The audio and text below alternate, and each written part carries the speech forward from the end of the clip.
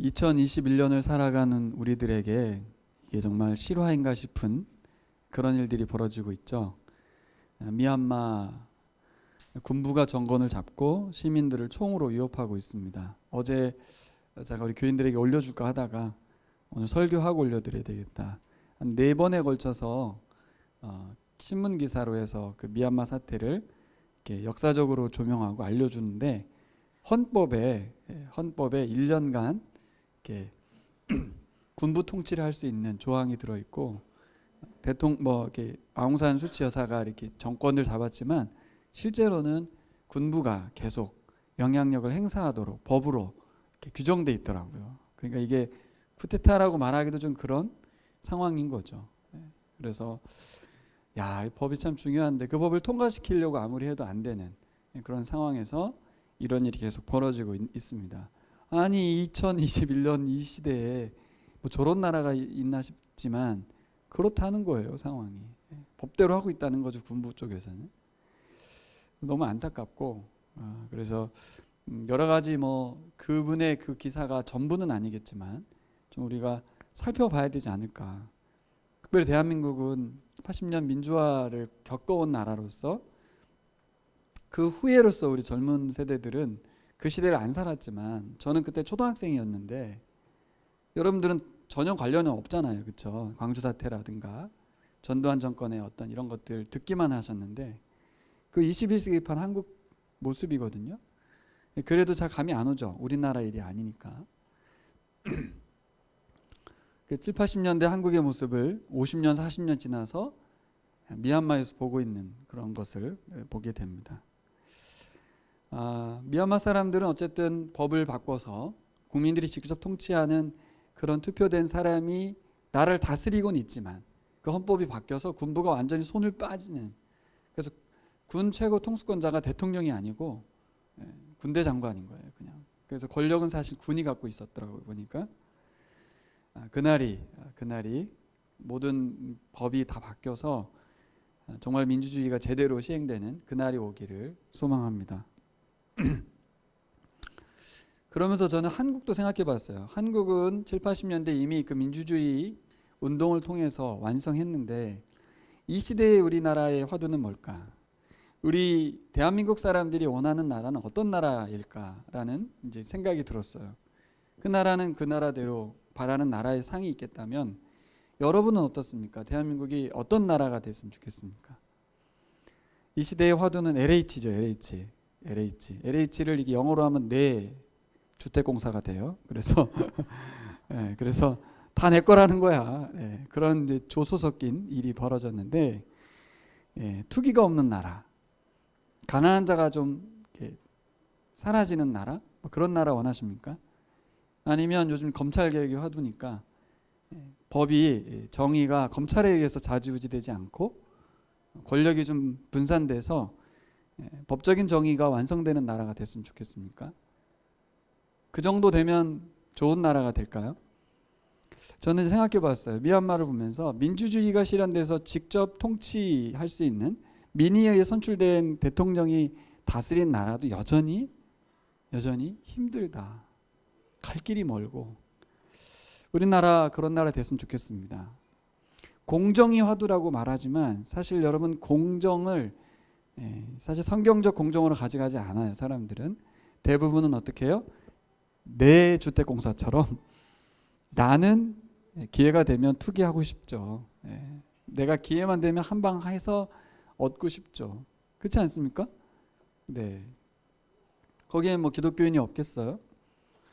그러니까 여러분 다시 한번 생각해 보세요. 민주주의가 실현되든 법적인 정의가 실현돼서 검찰의 어떤 힘이 좀 빠지고 견제와 균형이 잘 돌아가고 또 외부적인 공정이 실현된다 할지라도 언제나 시민들은 불만족스러울 것입니다. 뭔가 바꿨으면 좋겠다. 뭔가 바뀌었으면 좋겠다. 어떤 나라가 될 것 같습니까? 어떤 나라가 되면 좋겠습니까? 청년들하고 좀 물어봤으면 좋겠어요. 어떤 나라 되면 좋겠냐. 여러분 어쨌든 우리나라 더 좋은 나라 됐으면 좋겠습니다. 저도 같은 마음이긴 한데 지나온 세월을 이렇게 보면 이게 안 되는 거구나.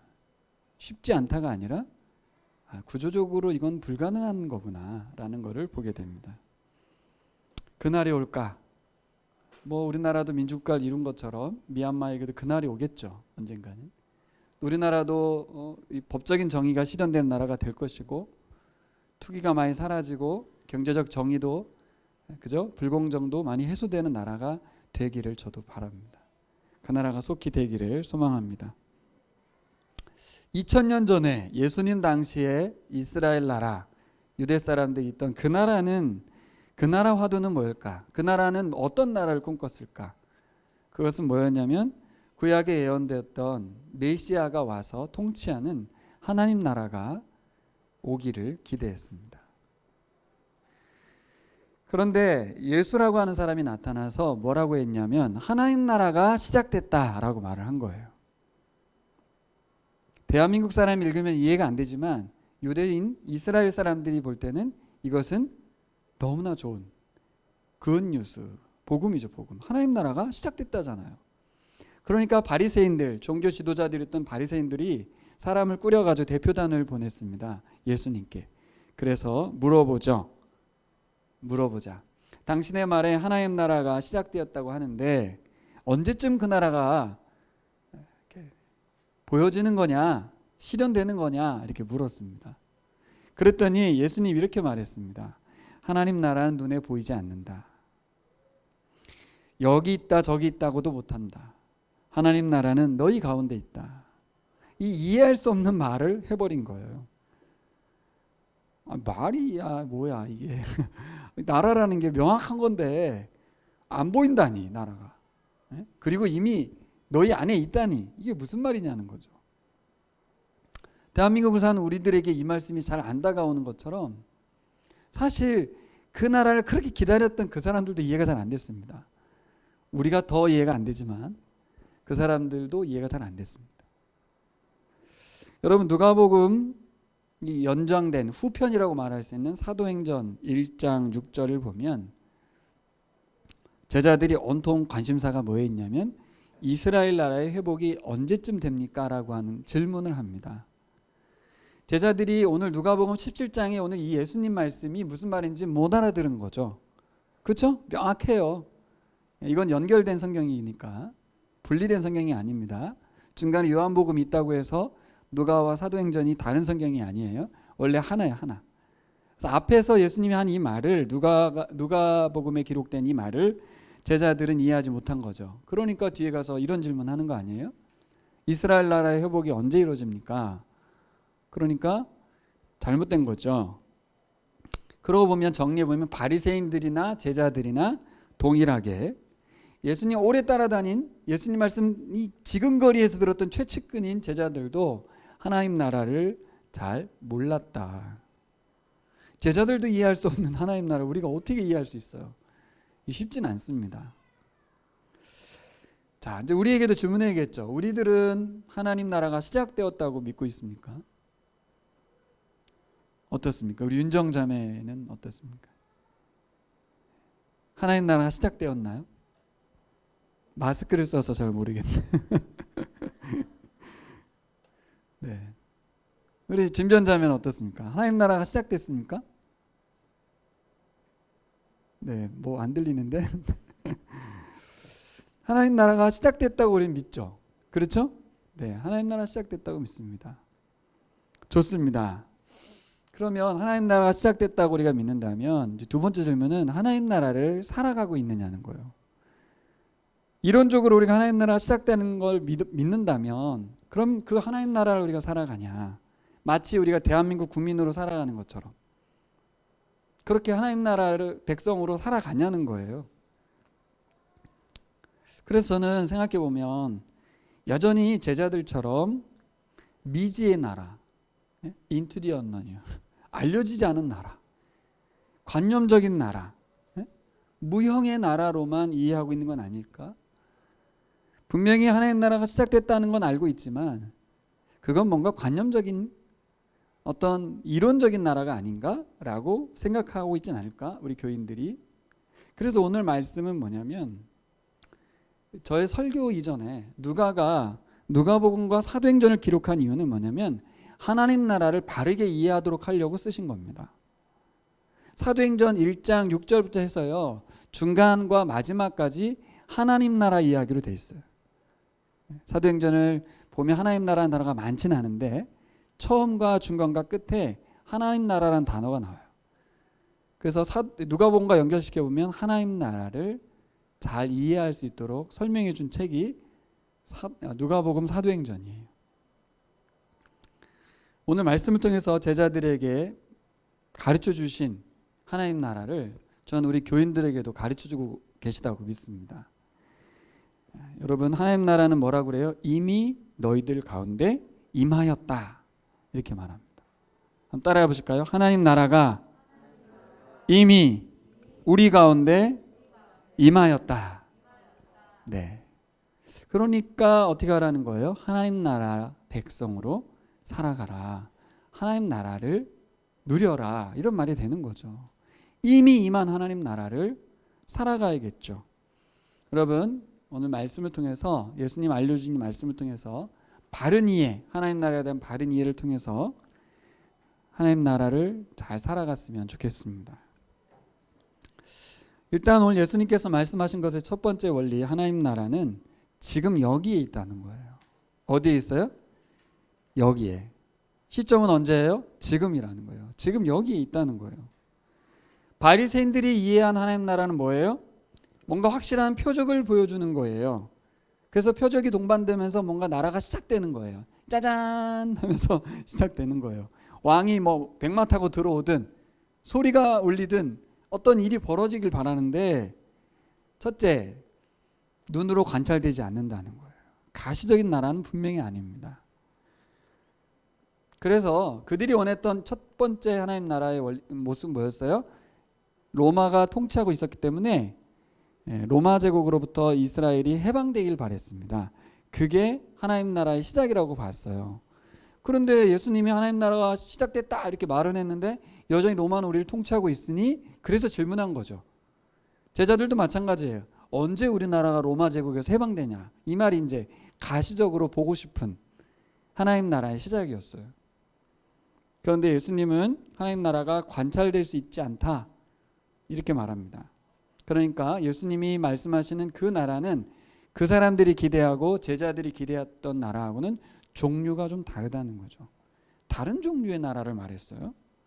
그래서 너희 안에라고 하는 단어는 헬라어로 엔토스 휘몬이란 단어인데 개인의 마음 안에 있다, 그런 뜻이 아닙니다. 저도 한 중고등학교 때까지는 이 말씀 읽을 때 하나님 나라는 너희 안에 있느니라, 그래서 우리 마음속에 있구나, 그렇게 생각했었는데 그런 단어가 아닙니다. 무슨 말이에요? 예수님께서 뭐라 그랬어요? 하나님 나라는 볼 수 있게 임하는 것이 아니요 또 여기 있다 저기 있다고도 못하리니 하나님 나라는 너희 안에 있느니라. 이 너희 안에가 다른 단어로 바뀌어야 돼요. 너희 가운데 있느니라, 이 말이에요. 너희는 누구예요? 바리새인 가운데 있다는 거예요. 그러니까 너희 안에가 마음이 아닌 것은 왜 그러냐면 바리새인들은 예수님 영접한 적이 없거든요. 그렇죠? 그러니까 그들 안에 있는 게 아니에요. 우리 교인들도 이 말씀을 하나님 나라 내 마음에 있다, 이렇게 묵상하는 분들이 계시고 적용하는 분들이 계신데, 틀렸다기보다는 한국어 번역이 그러니까 그렇게 보신 건데, 헬라어라서가 아니라 실제로 어떤 의미예요? 바리새인들 안에 있을 수는 없죠. 그렇죠? 조금만 생각해 봐도. 그러면 뭘 의미했냐는 거예요. 그 바리새인들이 쭉 둘러서 있을 그 가운데 누가 계세요? 예수님이 계시죠. 예수 그리스도가 여기 와 있기 때문에 하나님 나라는 여기 있다는 거예요. 그러니까 하나님 나라는 뭐와 연결돼 있어요? 예수 그리스도와 연결돼 있는 거죠. 예수 그리스도께서 거기 계시기 때문에 그곳이 곧 하나님 나라가 되고, 하나님 나라가 이미 여기 와 있는 것입니다. 하나님 나라는 예수님의 사역을 통해서 이미 실현되어졌고 보여지고 있었어요. 실제로 그 나라를 누린 사람이 오늘 누가복음 7장 20절부터인데 그 앞장면이 뭔가 한번 보세요. 2주 전에 제가 설교했던 그 누구, 사마리아인, 10명의 문둥병자, 나병 환자 중에서 감사하며 돌아왔던 그 한 명, 그 사람이 바로 하나님 나라의 시련이죠. 그 사람은 어떻게 했어요? 병에서 노임을 받았습니다. 그죠? 코가 문드러지고 손가락이 잘려나가는 정말 불치의 병, 그리고 하나님께 버림받고 죄악 가운데 있어서 아픔을 겪는다고 생각했던 그 병에서 노임을 받았어요. 그러면 사람들이 어떻게 해요? 차별받았던 이 사마리아인이 빨리 가서 자기가 나음을, 정상으로 회복됨을 확인받고 제사장 만나서 자신의 인생을 찾아야 함에도 불구하고 이 사람은 어디로 갔습니까? 예수님 앞에 가서 엎드려 버렸어요. 뭘 본 거예요? 하나님 나라를 본 거죠. 자신의 남은 인생을 정상인으로서, 사마리아인으로서의 차별받는 그 삶, 여전한 그 삶을 택하지 않고 새로운 인생을 택했습니다. 사마리아인으로 살지 않고 그리스도인으로 살겠다는 거죠. 예수께 충성하고 살아가겠다는 거예요. 그에게 임한 하나님 나라를 누구도 빼앗을 수 없었습니다. 그렇죠. 부모도. 예수님은 바리새인들의 잘못된 관점을 고쳐주신 거예요. 여러분, 잘못된 관점은 하나님 나라를 바르게 이해하지 못하도록 만들어버립니다. 예수님 여기 계시기 때문에 하나님 나라가 이미 임했고 시작되었다. 그래서 저는 오늘 우리 교인들과 함께 우리도 하나님 나라를 추상적으로 이해하진 않을까. 근데 추상적으로 오해하면 너무 안타까운 거예요. 이미 임한 하나님 나라를 놓쳐버리니까. 자, 다시 보세요. 예수님은 역사적인 시간과 공간 속에 그 사마리아인 그 사람들 앞에 예수님이 직접 거기 서 계셨다니까요. 이 역사 속에 하나님 나라의 왕이신 예수가 거기 와 계셨다고. 근데 사람들이 그걸 보면서도 그가 하나님 나라의 모든 일들을 보여주는데도 사람들은 보지를 못했어요. 동일하게 적용해 보면 이 시대에 예수님이 우리 교회에 오시고 이 시대에 예수님이 여기 와서 사역을 하셔도 사람들은 하나님 나라를 보지 못할 수 있다는 얘기예요. 왜요? 예수님이 보여주신 하나님 나라를 무시하기 때문에. 왜 무시하게 되죠? 내가 원하는 나라가 그 나라가 아니라서 그래요. 제자들이 원하고 바리새인들이 원했던 나라가 아닌 거예요. 그러면 그들이 그걸 왜 원했죠?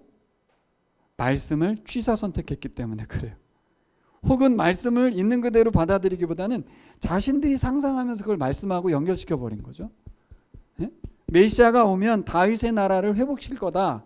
그러니까 로마를 무너뜨리고 다윗 왕국의 그 어떤 영광을 회복시킬 거다라고 하는 그것에만 관심을 두었지, 이사야 말씀, 누가복음 7장에 나와 있던 말씀대로 가난한 자가 자유케 되고 복음을 얻고 병든 자가 치유되고 억눌린 자가 노임받고 저는 자가 뛰어서 일어나는 이런 현상이 계속 일어나고 있지 않았어요? 하나님 나라 현상이 계속 나타났음에도 불구하고, 말씀이 실현되는 게 눈에 보임에도 불구하고 사람들은 예수님을 알아보지 못한 거예요. 그런데 놀랍게도 누가 알아봤어요? 여러분 애치통동 하셨죠? 소경이 알아보고 문둥병자가 알아보는 거죠. 그들에겐 보였어요. 그들은 어떻게 봤어요? 다윗의 자손 예수여 우리를 불쌍히 여겨주소서. 그 예수님이 다윗의 자손이고 메시아라는 거예요. 하나님 나라 시작됐다는 거예요. 어떻게 봤어요? 똑같아요. 말씀을 들은 거죠. 그러니까 병자들도 말씀을 들은 거고 바리새인도 말씀을 들었지만, 그래서 예수 그리스도가 행한 일들을 들었지만 보았지만 바리새인들은 예수 그리스도의 행위가 말씀의 성취로 보이지 않았고, 맹인은 눈을 감고 안 보였지만 예수님의 기사의 표적을 듣기만 했지만 말씀과 연결시켜서 믿었어요. 그래서 그는 눈을 감고도 예수님을 하나님의 아들 메시아로 불렀다니까요. 그러니까 여러분, 예랑이가 그런 말을 할 수가 있어요. 아빠에게. 아빠, 하나님 계셔? 눈으로 보여주면 내가 믿지. 제가 어릴 때 늘 했던, 여러분들 다 똑같이 했던 그거죠. 눈으로 보여주면 믿겠어요. 근데 실제 눈으로 보여준 일이 너무 많았는데 어떤 이는 믿고 어떤 이는 안 믿었어요. 왜요? 기대가 달라서. 왜요? 말씀을 자기 듣고 싶은 대로 듣고 있는 거예요. 예수님이 가져오신 하나님 나라 마음에 드십니까? 여러분 예수님 나라, 하나님 나라 관심이 있으신가요? 예수님이 이렇게 말했어요. 뭐라고 했습니까? 자, 하나님 나라는요, 낮아지는 것입니다. 여러분의 가진 것을 나눠주는 것입니다. 자, 하나님 나라는요, 나를 희생하고 포기하고 남을 사랑하는 것입니다. 마음에 드시나요? 여러분이 꿈꾸던 그 나라입니까? 그 나라 맞냐고 막 흥분이 돼요? 이런 나라 되면 너무 좋겠어요? 제가 아까 얘기했잖아요. 내 주택공사에 나도 들어가서 한 자리 하고 싶어요. 기회만 되면 땅 좀 사고 아파트 사서 나도 남들 다 하는데 그렇게 하고 싶다니까요, 우리 안에. 근데 여러분 진짜 소망이 모두가 잘 사는 거 맞아요? 부자가 사라지고 모두가 다 평균케 돼서 11조 원리대로 모든 대한민국 사람 다 11조 내가지고 가는 사람 다 도와주는 그 법을 통과시키면, 그리고 모든 토지를 국가에다 환수시키고 하나님의 토지라고 생각하면서 50년 만에 모두 리스트하고 재산 다 포기하실 수 있어요? 자본주의 시대를 살고 있는 우리가. 말이 안 되는 얘기잖아요. 하나님의 주권을 인정할 수 있냐고요. 많은 반대 이론이 나오겠죠. 난 하나님께 드릴 수 있어도 그것을 시행하는 건 인간들이기 때문에 못 믿어. 난 줄 수 없어. 이렇게 하지 않겠냐고요. 그걸 어떻게 믿어요, 그렇죠? 그러니까 자기 밥그릇을 챙기게 되죠. 여러분, 하나님 나라를 우리가 참 무시합니다. 이제 무시한다고 표현해서 좀 죄송한데 실제 무시하는 거예요. 왜냐하면 존중하지 않기 때문에. 예수께서 말씀하신 그 하나님 나라의 원리들을 우리가 존중해 주지 않아요. 왜 존중이 안 돼요? 그런 나라가 이상적입니다, 하나님. 그게 가능하냐고, 이 땅에서. 실제적으로는 일어나지 않게 되기 때문에 무시하는 거예요. 그렇죠? 현지 형제 그렇죠? 네, 무시하게 돼요. 한번 생각해 보세요. 내가 말씀의 원리대로 평생 살아간다고 생각해 보세요.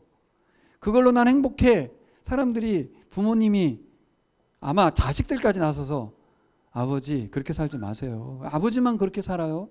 바보예요? 응? 그렇게 말하잖아요, 우리들에게. 여러분 그러면서 기쁘고 즐겁고 행복할 수 있어요?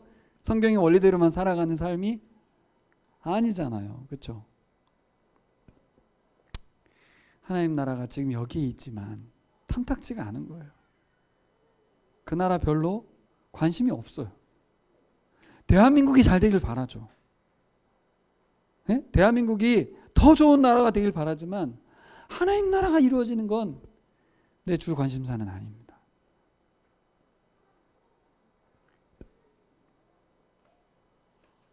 여러분, 하나님 나라가 이렇게 손해보고 수고하고 희생하는 나라라니,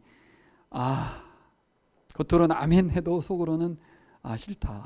이건 아닌 것 같다. 적당히 하자. 이런 생각이 들지 않습니까? 저는 개인적으로 우리의 마음이, 우리의 생각이, 우리의 온 몸이 하나님 나라를 거부하는 것 같아요.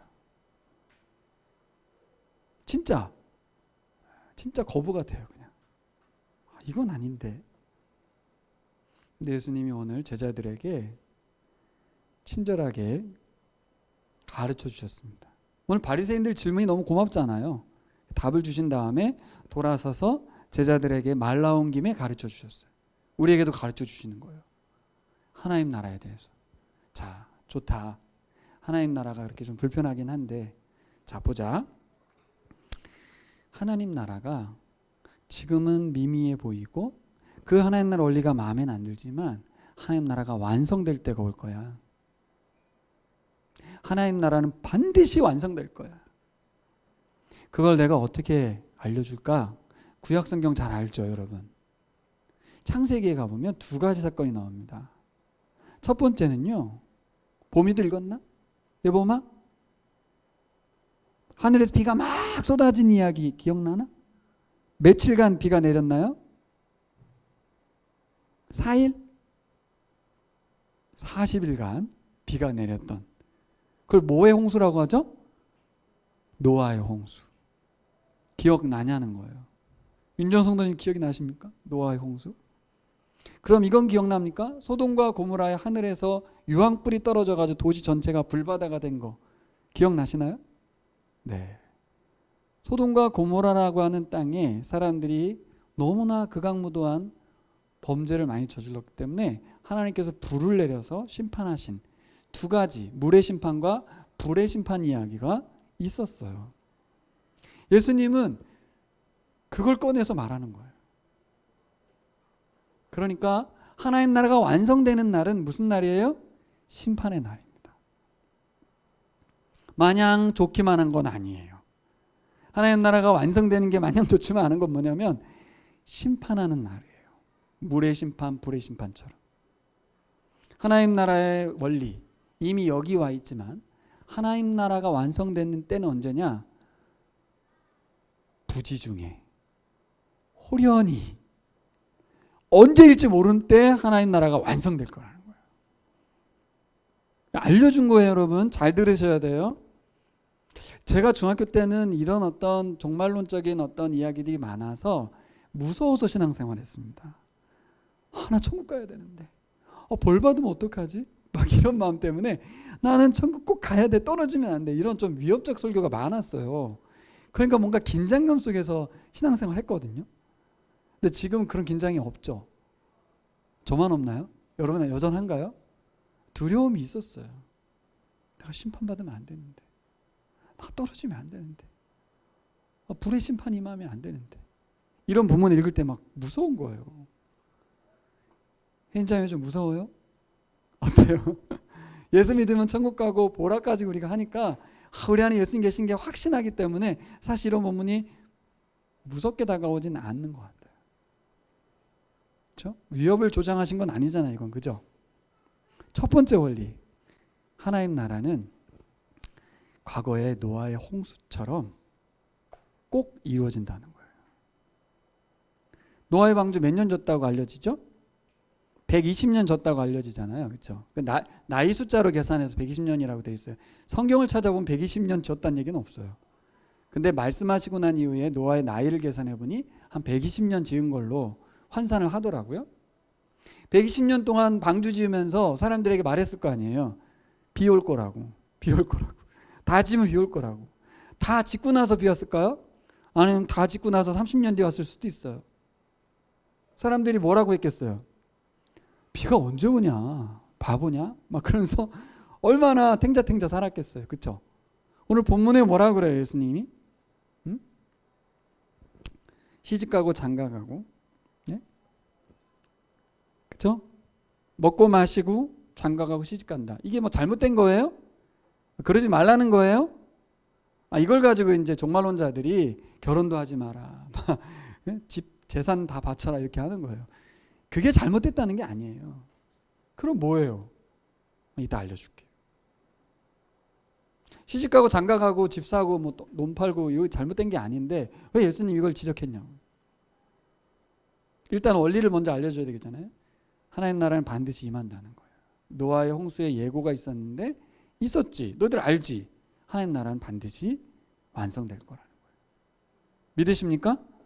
네. 또 뭐가 있었어요? 소돔과 고모라가 있었죠. 어떻게 돼요?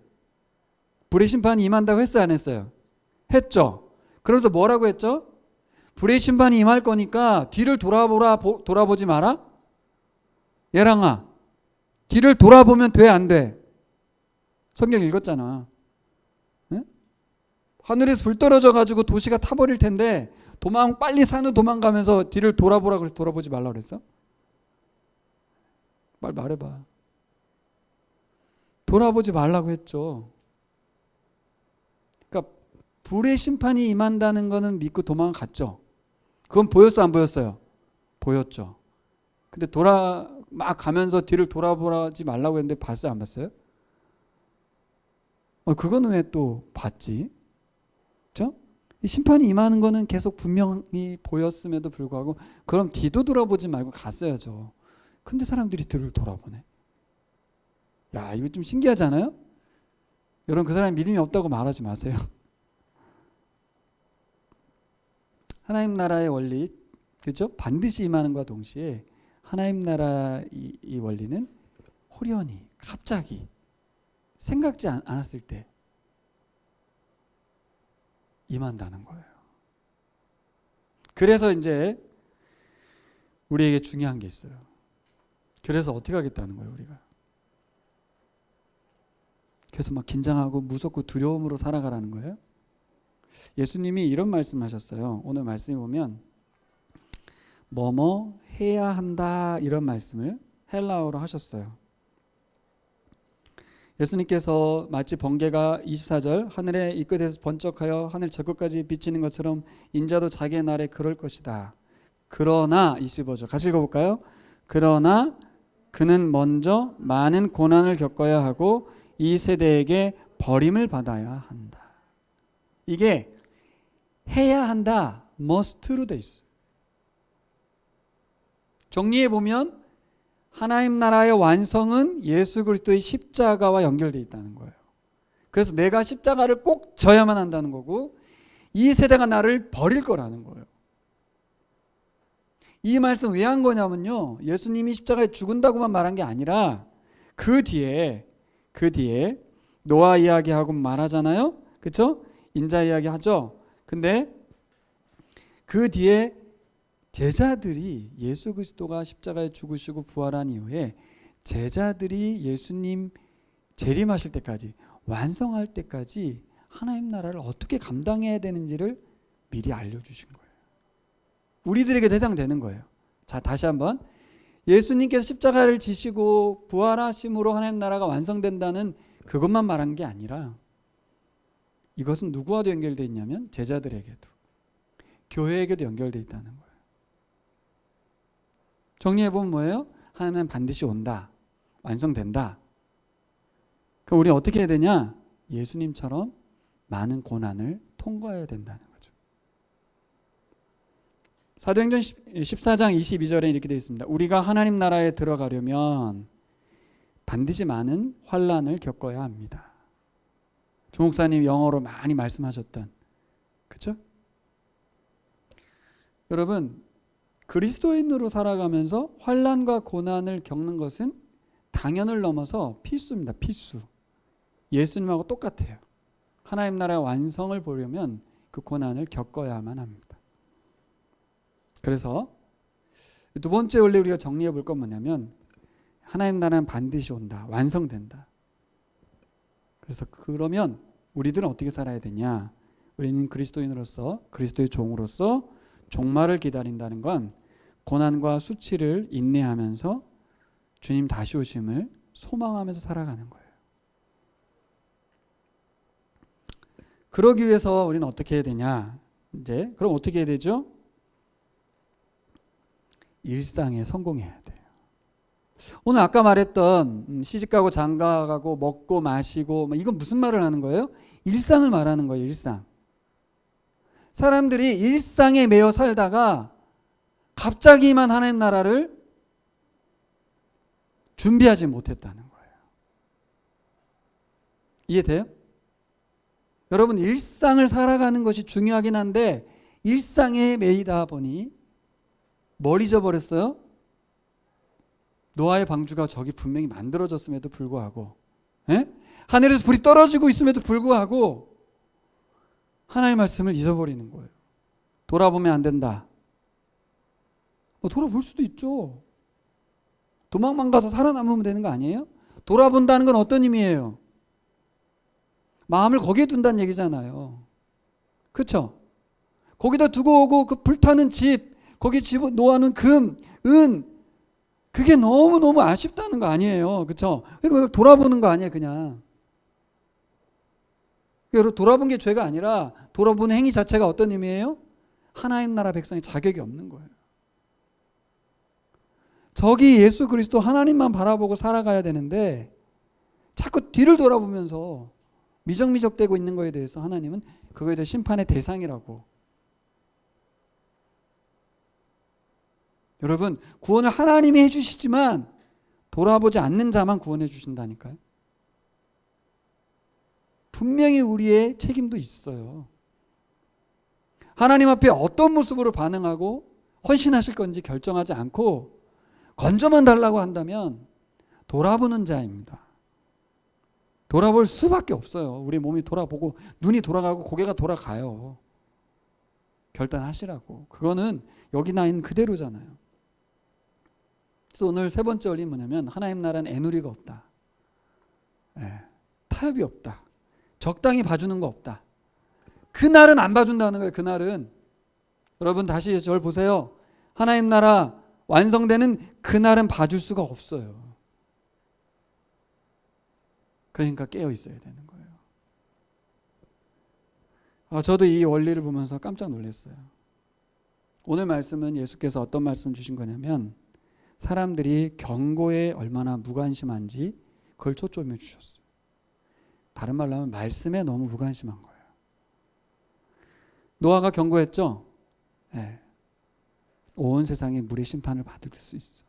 그러니 방주로 들어와라. 사람들이 그 경고에 무관심했습니다. 뭐에 관심이 있었어요? 일상에 시집가고 장가가고 우리 자녀들 집장만 해주고 우리 딸 아들들 좋은 대학 나와서 취직 잘해서 잘 가는 거, 그거에 관심 두다가 경고된 말씀을 놓쳐버렸어요. 일상에 몰두하다가 영원한 가치인 하나님 나라를 무관심했습니다. 롯의 때도 마찬가지죠. 사람들이 먹고 마시고 사고 팔고 집 짓고 그러다가 바쁘고 필수적인 일상을 살다가 하나님 경고를 그 일상이 삼켜버렸어요. 그래서 긴장감을 놓쳐버렸습니다. 여러분, 예수님이 말씀하신 경고에 대한 합당한 반응도 알려주셨어요. 31절 33절로 가시면 어떻게 하래요? 지붕에 있는 사람 세간가지로 집 안으로 들어가지 말아라. 밭에 있는 사람 뒤돌아서지 말고 도망해야 된다. 롯의 아내를 기억하라. 이 기억하라라는 건 문에 튜에테, 생각하라라는 단어인데 뭘 생각하라는 건 창세기 19장 26절에 있는 그 기록된 말씀과 사건을 기억하라는 거예요. 단지 떠올리라는 말이 아니고 롯의 아내처럼 하지 말라는 거예요. 다시 한번 그거 기억해내라는 그 정도가 아니라 그랬었지 이게 아니라 그렇게 하면 안 된다는 거예요. 뒤돌아보지 말라는 거예요. 저는 이걸 묵상하면서 제3의 길, 회복력 있는 신앙의 그 그리스도인들이 왜 제3의 길을 갔는지 이해가 되더라고요. 이게 굉장히 긴박했던 거예요. 초대교회. 그러니까 그분들은 정말 결단하는 거죠. 그래서 직업도 끊어버리고요. 떨어질까 봐. 재림의 때에 예수 그리스도의 심판의 대상자가 될까 봐 불의 심판이든 물의 심판이든 두려움이 있고 또 내가 하나님 앞에 바르게 살려고 하는 긴장감 속에서 로마 시대의 로마에 대한 두려움보다는 그래서 내가 굴복하고 배교하는 거에 대한 어떤 위험보다는 목숨을 주님께 던지는 영생을 택하는 방향으로 살았던 거죠. 여러분, 롯의 아내처럼 소유를 목숨처럼 지켜버리면 목숨을 잃고 말 것입니다. 뭐만 남아? 이 땅에 소유만 남는 거예요. 목숨 던져서 소유를 살려놓으면 소유는 남아있을지 몰라도 목숨은 죽는 거예요. 목숨과 소유를 바꾸는 어리석은 행위. 소유가 목숨이 되면 진정으로 가치 있는 영생을, 생명을 냉담하게 만들어버려요. 여러분, 소유와 생명을 바꾸지 마십시오. 왜 내 생명과 내 소유를 바꾸냐고 지금. 여러분, 가장 가까운 두 명이 있었어요. 극명하게 운명이 갈립니다. 그날 어떻게 돼요? 두 남자가 함께 자다가 한 명은 올라가고 한 명은 그대로 있다. 두 여자가 함께 맷돌을 갈았는데 순식간에 한 명은 사라지고 한 명은 그대로 있다. 같은 일을 하고 같은 집에서 살아도 예수님께 대한 반응 여부에 따라 운명이 달라진다. 굉장히 극단적이죠. 부부로 표현하진 않았어요. 지금 남자 둘이 자다가 이렇게 변했으니까. 근데 네, 부부도 마찬가지예요. 여러분, 한 명 한 명 각자라는 거죠. 각자가 예수님께 어떻게 반응하느냐 여부에 따라, 그렇죠? 하나님 나라의 완성 때에 그가 죄되는 예수 그리스도를 만날 것인지 아니면 심판의 대상자가 될 것인지 언제 결정납니까? 일상에서. 그날 알면 내가 바로 전에 준비하면 되는데 미리미리 등불에 기름을 준비하지 않아 버리면, 신랑이 와버리면 기름 준비할 시간이 없죠. 자, 여러분 말씀 정리해 봅시다. 롯의 아내가 집에 두고 온 재산을 아쉬워하며 뒤를 돌아봤죠. 하나님은 뒤를 돌아보면 안 된다고 분명하게 경고했었습니다. 편안과 안락, 그것을 누리다가 그 경고가 안 들린 겁니다. 여러분, 우리가 이 땅에, 이 대한민국의 시스템에 너무 젖어들지 않았으면 좋겠어요. 이게 제가 요즘 느끼는 거예요. 코로나로 알려준 것, 일상에 내 몸이 녹아들지 않아야 되겠다. 그래서 불편하게 새벽 예배 드린 이유가 그거구나. 불편하게 자기 자리를 이동해서 기도의 자리를 찾는 이유도 그거구나. 그런 걸 알았어요. 왜 기도원에 들어가서 이 기간 동안 경건 생활을 하는가? 그것도 알았어요. 복종시킨단 말이 무슨 말인지 알았어요. 우리 몸은 계속해서 게을러지고 우리 몸은 이 땅에 적응돼 있어요. 그러니 하나님 말씀에 반응할 수 있는 상태로 나를 바꾸려고 하는 그 진한 노력이 없이는 어렵습니다. 왜냐하면 고난이 없어요. 환난이 없어요. 이 시대에. 나의 신앙을 깨우치는 게 없어요. 중국만 가도 그게 아닌데 이 대한민국 땅에 사는 이유로 우리는 철저히 롯의 아내의 상태로 빠져들어갑니다.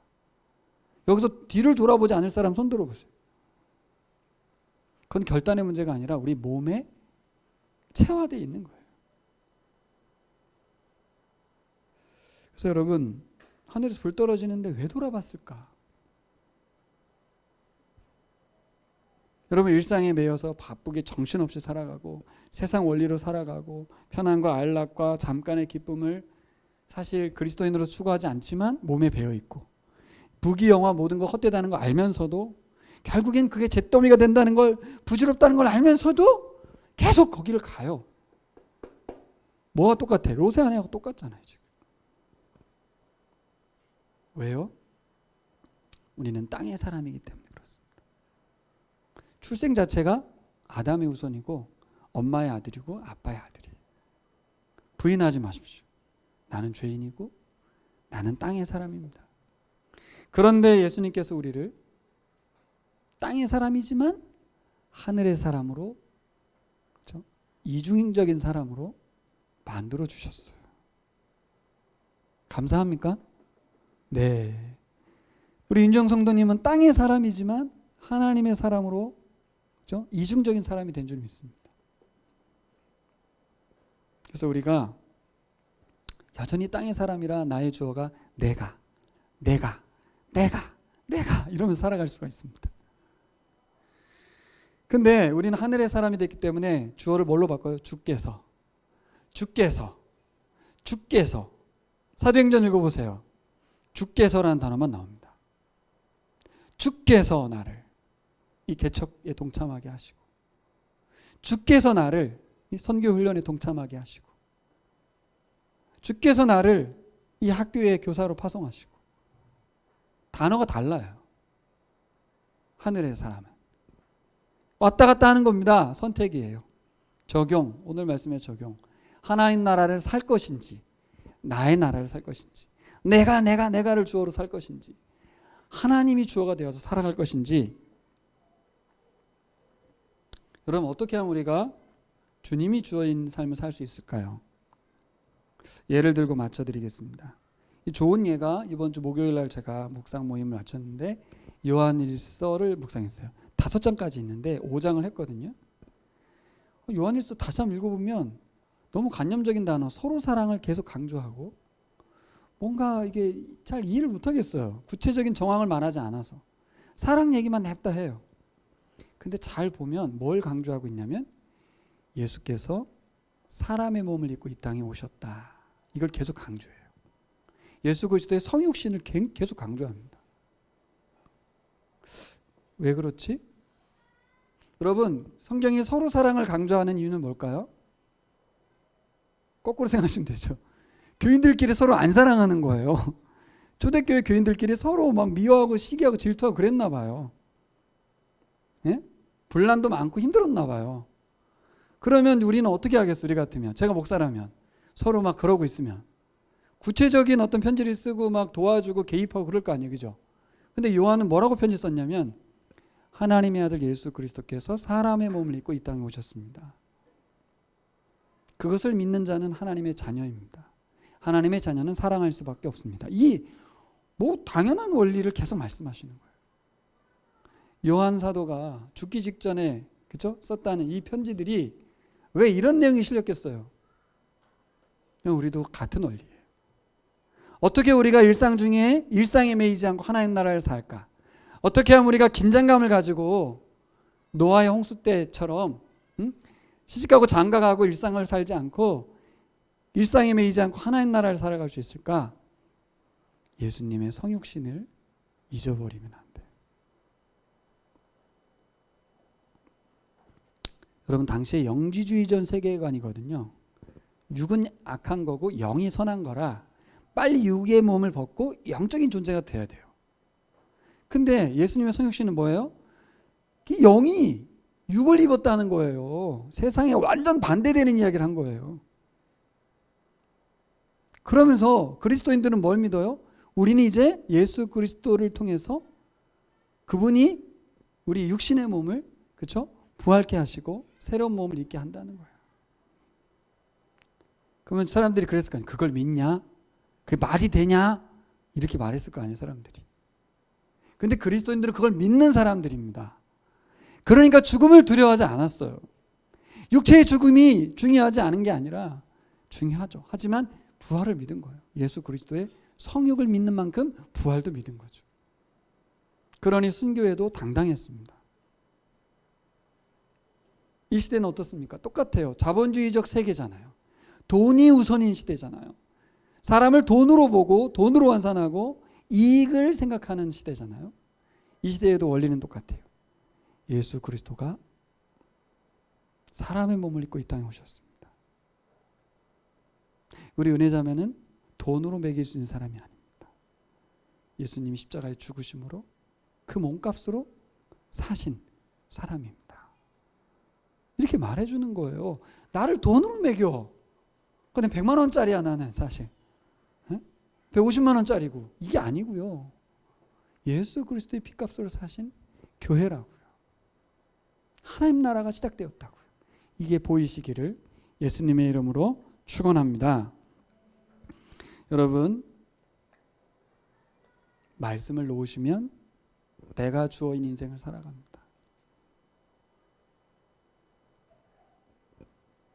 여러분, 묵상의 시간을 확보하지 않으며 살아가면 시집가고 장가가고 먹고 마시고 살아가는 거예요.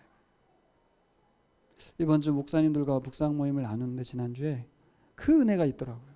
요한일서 이거 그냥 내가 혼자 읽었으면 이렇게까지 보이지 않았을 텐데 회복력 있는 신앙도 읽고 목사님들과 읽어가면서 새롭게 보이는 요한일서, 예배에 참여한 오늘 여기 참여하신 분들 듣고 배우고 연습하고 익히면서 하나님 나라를 실체로 보는 거예요.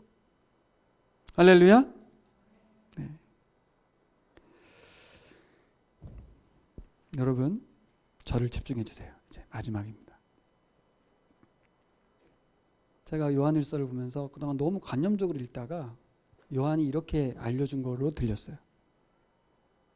여러분, 예수 그리스도가 사람의 몸을 입고 이 땅에 오셨습니다. 그분이 십자가에 죽으시고 부활하셨습니다. 뻔히 다 아는 얘기를 왜 하고 있지? 이게 무슨 뜻이지? 묵상해 보니 그런 뜻이에요. 하나님 나라는 관념이 아닙니다. 실제입니다. 하나님이 직접 세상에 오셨었습니다. 그분이 하나님 나라를 시작하신 거라고요. 우리가 붙들고 있는 이 진리는 가짜가 아닙니다. 미신이 아닙니다. 실체입니다. 실체. 리얼입니다. 리얼. 이걸 강조해 주는 게 막 들리는 거예요. 여러분, 어느 순간 우리가 보라를 해서 다 알고 있고 성경 읽어도 맨 똑같은 얘기인 것 같고 예수님 성육식한 거 누가 모르나? 교리적으로만 인식하고 있다가 어느 날 말씀이 이렇게 실제로 다가오는 거예요. 하나님 나라는 실체란 얘기구나. 리얼이란 뜻이구나. 뭐처럼? 하나님이 사람의 몸을 입고 사람으로 이 땅에 사셨던 것처럼. 실체예요, 실체. 여러분, 우리의 신앙을 자꾸 관념으로 바꾸지 마시고. 그래서 요한 사도가 뭐라고 그래요? 이로써 우리가 사랑을 알았다. 무슨 말이에요? 실체이신 하나님이신 예수 그리스도가 십자가에 죽었다는 거예요. 그게 사랑이라는 거예요. 형제를 위해서 죽으라는 거예요. 그게 사랑이라는 거예요. 그러니까 사랑이 무슨 관념이에요? 하나님이 사람을 위해서 죽어주시는 그 실체를 보여주시면서 이것이 사랑이야 라고 알려준 거라는 거죠. 니들이 사랑하는 사랑은 사랑이 아니야.